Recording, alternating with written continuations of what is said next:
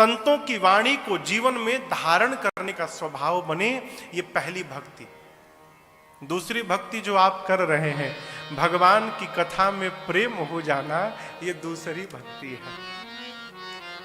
तीसरी भक्ति गुरु की मान रहित होकर सेवा करना। मान रहित समझते हैं? गुरु जी के साथ कहीं गए तो आयोजक लोग, भगत लोग गुरु जी को माला पे माला पहनाए जा रहे हैं, चेला पीछे खड़ा है। चेला सोचता है बताओ गुरु जी को इतनी माला, अरे एक माला मुझे भी मिल जाती। यदि हम श्रेष्ठ के साथ अपने सम्मान की कल्पना कर रहे हैं, ये अपराध है। देखिए अब तो खैर, अब क्या कहा जाए, बहुत कुछ बदल रहा है।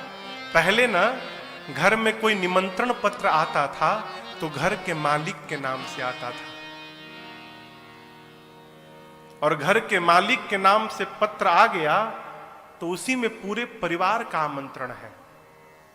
आजकल शादी ब्याह में आप पति का नाम का भेज दीजिए पत्र देकर, पत्नी नहीं आती है। क्यों? हमारा नाम तो लिखा ही नहीं उसमें।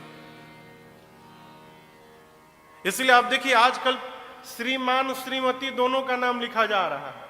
आगे चल के बच्चों का भी नाम लिखा जाएगा। बच्चे कहेंगे हम नहीं जाएंगे, मेरा नाम ही नहीं लिखा। श्रेष्ठ के सम्मान में ही अनुज का सम्मान समाहित होता है। सद्गुरु के सम्मान में शिष्य का सम्मान है, पिता के सम्मान में पुत्र का सम्मान है, और पति के सम्मान में ही पत्नी का भी सम्मान है। अलग से करने की आवश्यकता नहीं है। मान रहित होकर सद्गुरु की सेवा करना, ये तीसरी भक्ति। कपट का त्याग करके निश्चल प्रेम से भगवान का गुणगान करना, ये चौथी भक्ति है।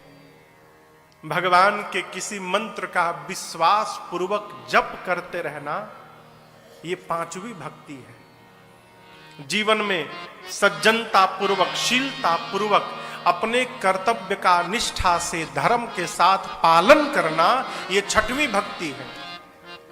सबको एक समान समझना, संत का सम्मान भगवान से अधिक करना, ये सातवीं भक्ति है। धर्म पूर्वक जितना लाभ हो रहा है उसी में संतुष्ट रहना, और सपने में भी किसी की निंदा न करना। जागृत अवस्था छोड़िए, सपने में भी निंदा समझते हैं? निंदा किसे कहते हैं? बुराई को ना।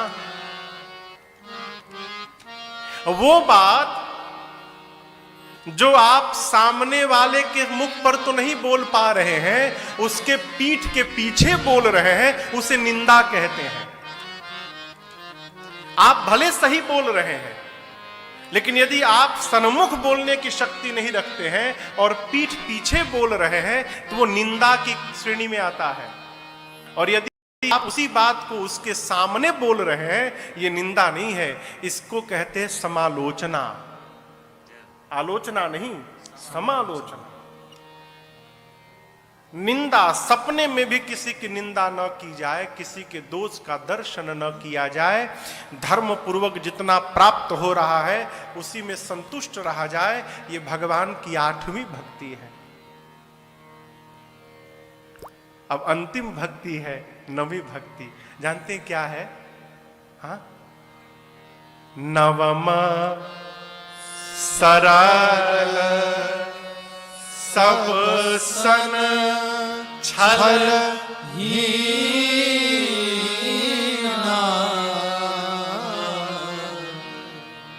मम भरोस हिय हरस नदीना।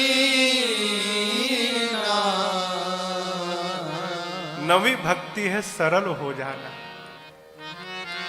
माई बाप, ये सुनने में जितना सरल है ना, होने में उतना ही कठिन है। जीवन में कुछ भी हो जाना सरल है, लेकिन सरल हो जाना बहुत कठिन है माया। हमारे श्रीधाम अयोध्या के एक महात्मा कहते थे, बाबू सरल जानते हो कौन है?